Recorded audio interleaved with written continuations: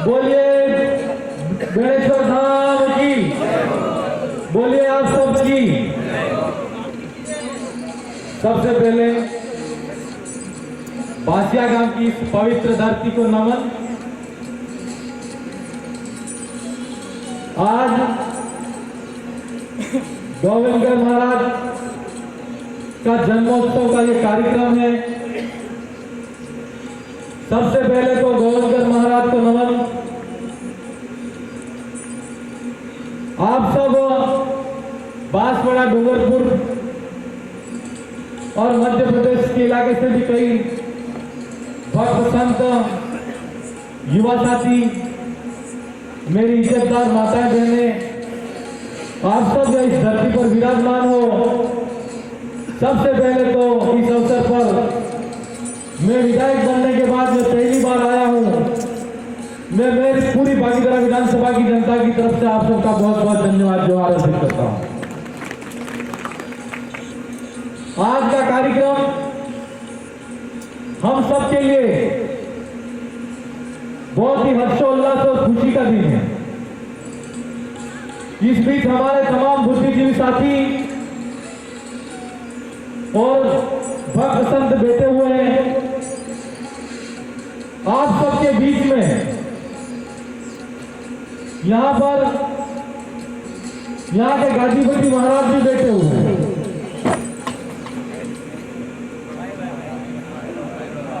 हवा अभी बाहर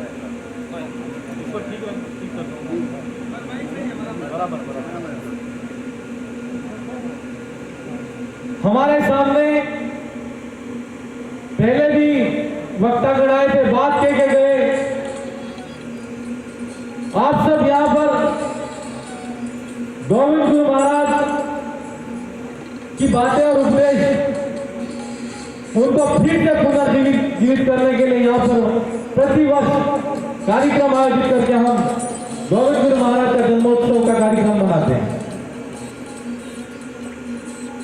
पहले किशनगढ़ महाराज भी यहाँ पर कह के गए और भी कई वक्तागण कह के गए। हम सबको गोविंदगढ़ महाराज के उपदेश को फिर से जीवित करना है। हम इनके जन्मोत्सव का कार्यक्रम तो मना लेंगे। आप सब तमाम भक्त संत यहाँ पर बैठे हैं। मेरी मातृशक्ति बैठी हुई और हम सब जितने यहाँ पर भजन कीर्तन के माध्यम से हम अपने अपने गांव के अंदर, क्षेत्र के अंदर गोविंदगढ़ की वाणी को बोलते रहते, कहते रहते। आज हम आपके सामने कुछ बातें रखना चाहते हैं। हम सब यहां पर बासिया की धरती पर बैठे हैं। तमाम यहां पर आदिवासी समाज के भी लोग हैं, बंजारा समुदाय के भी भाई हैं, मुस्लिम समुदाय के भी भाई हैं। और हम सब अगर यह भक्ति का कार्यक्रम है और हम सब गोविंद महाराज का जन्मोत्सव मना रहे हैं, इसमें किसी सरकार प्रशासन को कोई आपत्ति होनी चाहिए कि नहीं होनी चाहिए? नहीं होनी चाहिए। और गोविंदगढ़ महाराज का जन्मोत्सव भी हम इसलिए मनाते हैं, इस जमाने के अंदर, इस क्षेत्र के अंदर हमारे समाज के साथ में अत्याचार, शोषण हुआ। शासक वर्ग थे, रजवाड़ों के राजा थे, अंग्रेजी काल के अंग्रेजी हुकूमत में काम करने वाले लोग थे। उन लोगों ने जब हम संगठित होने का प्रयास किया, हम संगठित हुए, उस समय हमारी शक्ति को बिखेरने का काम किया। हम सब लोग मजबूर थे। उस दौर के अंदर गोविंदगढ़ महाराज ने देखा कि रजवाड़ू राजा के इतिहास के अंदर उन लोगों ने मंदिर का निर्माण करा रहे थे और इस देश के अंदर पूजा अर्चना और पूजा पद्धति करने का किसी भी नागरिक को अधिकार था। गोविंदगढ़ महाराज ने देखा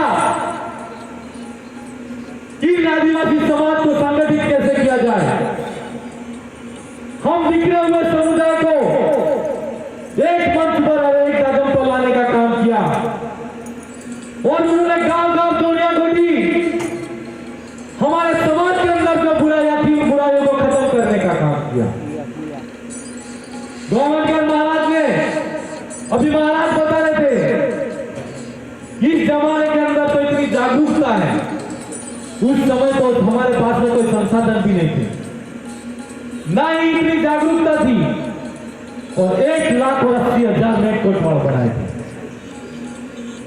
आज हम देखते हैं वो 1,80,000 नेट कोटवाड़ कहां है? नहीं है। क्यों नहीं है? ये सवाल खड़ा होना चाहिए हमारे सामने। होना चाहिए कि नहीं होना चाहिए? गोविंदगढ़ महाराज ने हमारे समाज को और हमारे समुदाय को संगठित करने का काम किया, हमारी बिखरी हुई शक्ति को संगठित रूप देने का काम किया।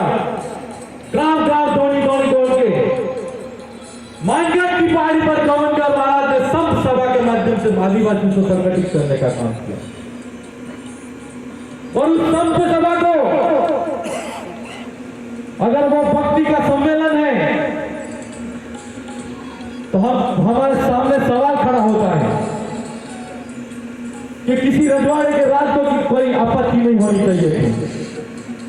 अंग्रेजी हुकूमत में राज करने वाले जो भी अंग्रेजी शासनकाल के राजा थे, उनको हमारे आदिवासी समुदाय को संगठित होने में क्या आपत्ति होनी चाहिए? नहीं होनी चाहिए। लेकिन यह लड़ाई क्यों हुई? एक तरफ रजवाड़ों का राज था, दूसरी तरफ संधि अंग्रेजों से थी, और तीसरी तरफ आदिवासी समाज था।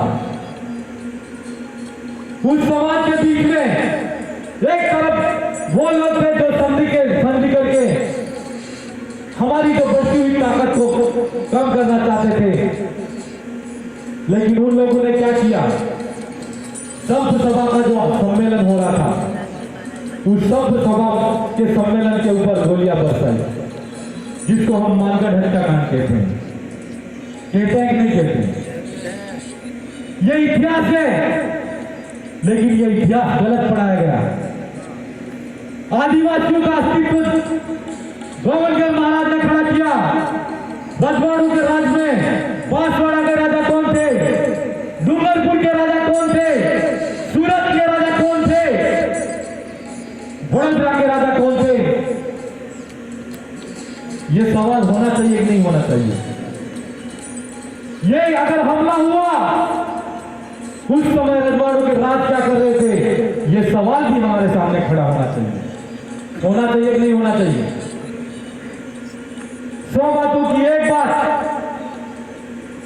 हम आपसे यह कहना चाहते हैं कि गोविंदगढ़ महाराज ने हम लोगों को संगठित करके अंग्रेजी हुकूमत के सामने और रजवाड़ों के सामने लड़ने के लिए संगठित किया, और उस लड़ाई के अंदर हम लोगों के साथ में फिर से धोखा हुआ, और गोविंदगढ़ महाराज का जो अधूरा सपना था वो अधूरा ही रह गया। गोविंदगढ़ महाराज चाहते थे, गोविंदगढ़ महाराज को जब अंग्रेजी हुकूमत ने गुजरात की जेल के अंदर बंद कर दिया, तो एक अंग्रेजी अखबार के अंदर लिखा हुआ कि tribal people want to build raj. कहने का मतलब आदिवासी अपने आप में स्वतंत्र राज्य स्थापित करना चाहता था, स्वतंत्र राज्य स्थापित करना चाहता था। 1913 की घटना, उस घटना का इतिहास काल 2024 के अंदर जोड़ो, कितने साल होते हैं? ये सोचने वाला सवाल है हमारे सामने। और इस बीच के अंदर ये देश 1949 के अंदर यहाँ पर संविधान लागू हुआ, 1947 के अंदर देश आजाद हुआ। कितनी इस देश के अंदर रियासतें हुई, और उन रियासतों ने अलग अलग इस देश के अंदर राज्य बना दिए, और गोविंदगढ़ महाराज का सपना था वो अधूरा ही अधूरा रहेगा। और आदिवासियों के साथ में जो धोखा पहले हुआ था, आजादी के बाद में जब राज्यों का गठन हुआ, फिर से आदिवासियों की राज्य की अधूरी लड़ाई थी वो अधूरी रही। मेरे युवा साथियों, भक्त संतों, महाराजों, मेघ कोटवारों, अगर गोविंद गुरु महाराज के सपनों को पूरा करना चाहते हैं हम लोग, जो गोविंद गुरु की लड़ाई थी, उस लड़ाई को फिर से पुनर्जीवित करना है, और मध्य प्रदेश, गुजरात और राजस्थान, छत्तीसगढ़, महाराष्ट्र तक जो हमारा आदिवासी समुदाय है, उसको एक आदत पर लाकर हमको फिर से इस प्रदेश का निर्माण करना। यह कोई नई बात नहीं है। गोविंद महाराज के इतिहास में जानने की जरूरत है। आप सब यहाँ पर बैठे हो, हम बार बार कहते रहते हैं, लेकिन एक सवाल फिर से खड़ा करना चाहते हैं हम। यहाँ से अगर 84 के उधर साइड सीमा के अंदर जाते हैं तो वहां का भाई कहता है कि मैं गुजरात का हूं। मैं जिस विधानसभा से आता हूं मानगढ़ की पहाड़ी से उधर वाला भाई कहता है मैं गुजरात का हूं।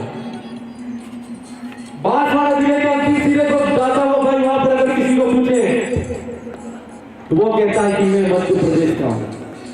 कहता है कि नहीं कहता? हमारे हमको ये सोचने की जरूरत है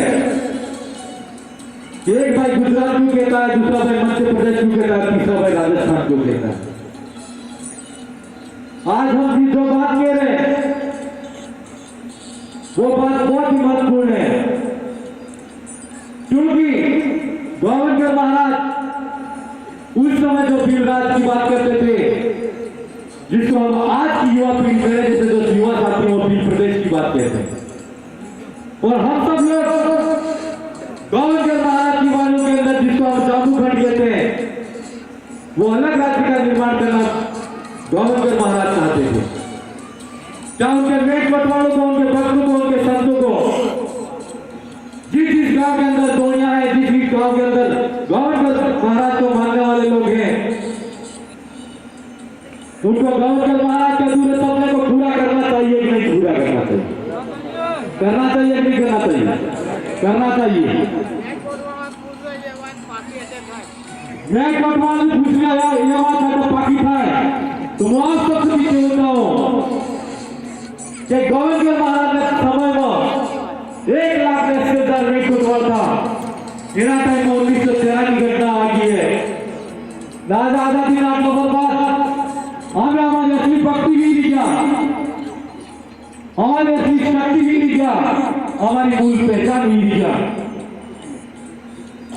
हम लोग क्या कर रहे हैं? अगर गोविंद महाराज के उपदेशों को मानते हैं, गोविंद महाराज भक्ति और भक्ति साथ में लाए, लेकिन एक हमारे समुदाय का ऐसा तबका है और हमारे समुदाय का ऐसा भटका हुआ पंक्ति है जो मात्र भक्ति के अंदर हमको रखना चाहते हैं। गोविंद महाराज कहते थे भक्ति और भक्ति दोनों साथ में चाहिए। गोविंद महाराज जिस घर के अंदर भक्ति नहीं होगी उसके अंदर पढ़ाई लिखाई और भक्ति भी सही नहीं होगी। आज गोविंद महाराज के उपदेशों को जिन जिन ने माना, उनके घर के अंदर अच्छे अच्छे लोग नौकरियां करते, अच्छे अच्छे उच्च पदों पर है, ठीक नहीं है। गोविंद महाराज ने भक्ति क्यों कराई हमारे समाज को, यह हमको देखने की जरूरत है। और अगर हम सब लोग देखें तो भक्ति असलियत में है क्या? हम लोग तो बिगड़े हुए लोग थे, हम लोग टूटे हुए लोग थे, और हम लोगों के साथ में अत्याचार शोषण हुआ। उस समाज में भक्ति की लहर जगा के गोविंद महाराज ने आदिवासी समुदाय को संगठित कर दिया। भक्ति हम कहते हैं तो हम अगर देखते हैं, अगर गोविंद महाराज का मेट कोटवाल है, भक्त है और भक्ति का असली महत्व मानता है, तो जो व्यक्ति अगर भक्त है और मेट कोटवाल है, उसके अंदर काम, क्रोध, लोभ, लालच और प्रलोभन कभी नहीं आना चाहिए। काम का मतलब, प्रलोभन का मतलब, ईर्ष्या का मतलब हम लोगों को सोचना है। हम आज की तारीख में कैसे हो गए? भाई भाई का दुश्मन बन बैठा है, एक घर से दूसरा घर वाला बात नहीं कर रहा है। क्या गोविंद महाराज ने इसी चीज के लिए हम लोगों को संगठित किया? क्या गोविंद महाराज के ऐसे ही सपने थे? गोविंद महाराज का सपना था ये टूटा हुआ समाज, बिखरा हुआ समाज सही रास्ते पर जाए, और जिसके साथ में 5000 साल पहले से शोषण होता आया हुआ, आज अगर गोविंद महाराज के उपदेश को हम मानते हैं तो हमको फिर से गोविंद महाराज के उपदेश को मानते हुए हमारे समाज की लड़ाई को पुनर्जीवित करना है। यह अगर संकल्प हम आज यहाँ से लेकर जाते हैं तो गोविंद महाराज का जन्म उत्सव मनाना हमारे लिए सार्थक है। आज हम क्या कर रहे हैं? भक्ति की आड़ के अंदर झूठ बोल रहे हैं। गोविंद महाराज कभी नहीं कहते थे ना झूठ बोलना है और न ही झूठ सुनना है। अगर हम इनके पचिनों पर चले और उनके उपदेशों को माने तो हम सच्ची गोविंद महाराज की भक्ति कर रहे हैं, नहीं तो नहीं कर रहे। अभी हम बात कर रहे थे ऐसी और ऐसी भक्ति कुशलगढ़ के उस बेल्ट के अंदर, मध्य प्रदेश के इलाके के अंदर गोविंद महाराज ने जिसको बिल राज कहा, आजादी होने के बाद के अंदर लोकतंत्र के अंदर इस बेल्ट के अंदर जो मध्य प्रदेश तेलंगाना का जो इलाका है और जहां से मैं आता हूं उस इलाके के अंदर गोविंद महाराज को जितना मानते हैं उतना योगदान मामा बालेश्वर दयाल को मानते हैं। जो बात गोविंद महाराज ने बिल राज हो गई, मामा बालेश्वर दयाल ने कहा, उस जमाने के अंदर भी भाई भक्ति कर यहाँ पर भजन कर रहा था। उस जमाने के अंदर मामा बालेश्वर दयाल ने कहा आपड़ा काम पूरा। यह कोई नई बात नहीं है।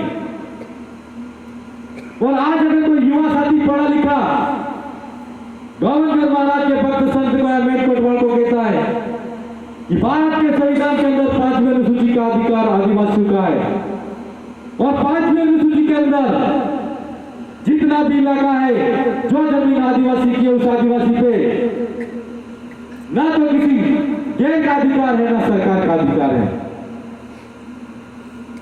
तो लोग कहते हैं ये तो 5वीं पास को नौकरी देने की बात करते और 8वीं पास को नौकरी देने की बात करते, कहते हैं नहीं कहते?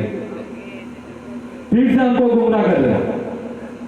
मैं आपको जोड़ना चाह रहा हूं हमारे इतिहास के अंदर जो बात गोविंद महाराज ने कही, जो बात मामा बालेश्वर दयाल ने कही, वही बात आज की तारीख में भारत के संविधान के अंदर 5वीं अनुसूची का जो संविधान है, जो आदिवासियों का संविधान जिसको हम कहते हैं, वही बात हम फिर से दोहरा रहे हैं। आप सब भक्त संत मैं कोटवाल यहाँ पर बैठे, मेरी माताएं बैठी हुई, मेरी बहनें बैठी हुई, मेरे भाई बैठे हुए, आप सबसे हमारी गुजारिश है कि गोविंद महाराज, मामा बालेश्वर दयाल और बाबू महाराज के अधूरे सपने हैं और उनकी अधूरी लड़ाई है। उस लड़ाई को अगर पूरा करना है तो हम सबको फिर से हमारे समाज के अंदर जितनी भी बुराई है उनको खत्म करना है और जो भी हमारे समाज के हक अधिकार हैं उनको फिर से भक्ति के माध्यम से गोविंद महाराज के जो अभियान था उसके माध्यम से गांव-गांव कोने के भारत के संविधान को की बात करते हुए भजन के माध्यम से समाज को जोड़ने का काम करना है। ये हम आपसे कहना चाहते हैं। उस जमाने के अंदर देखें जितने भी आदिवासी थे मानगढ़ की पहाड़ी पर जो चढ़े थे वो तो बिगड़े हुए लोग थे, संख्या में कम थे, लेकिन कितने राजा, 4-5 रियासतों के राजा और अंग्रेजी शासनकाल के अंदर अंग्रेजों के पास में गोलियों से एकदम लबालब उनकी सेना, उनके सामने भी गोविंद महाराज ने भक्ति के माध्यम से जो पाकर जो हौसला बढ़ा और हम लोगों को एकता के सूत्र के अंदर, मुट्ठी के अंदर बंधा और जो मुट्ठी की ताकत अंग्रेजी हुकूमत और रजवाड़ों के राज के सामने टकराई तो उनके भी नाक में दम कर दिया। उस कौम के हम लोग है कि नहीं है? हम कहा हमारी भक्ति भूल गए, हम कहा हमारी भावनाएं भूल गए और कहा हमारे गोविंद महाराज के उपदेश भूल गए। आज अभी महाराज जी बता रहे थे कि गोविंद महाराज की भक्ति कैसी थी, प्रकृति को पूजने वाली थी, वास्तविक थी और उस वास्तविक भक्ति को हम लोगों को मानना है। हम लोग प्रकृति को पूजने वाले लोग हैं, मानव कल्याण की बात करने वाले लोग हैं और हम लोग जो भी है उन तमाम समुदाय को साथ लेकर चलने वाले लोग हैं। हम सब लोगों को आज गोविंद महाराज की जो भक्ति थी उस भक्ति को पुनर्जीवित करने का काम करना है। आप सब तमाम भक्त संत यहाँ पर विराजमान हो। पुनः मैं मेरी पूरी विधानसभा की जनता की तरफ से आप सबका धन्यवाद जोहार अर्पित करते हुए मेरी बात को विराम देता हूँ। धन्यवाद, जोहार। दोस्तों चैनल ने सब्सक्राइब कर दो, लाइक कर दो। धन्यवाद। जय गुरुनी।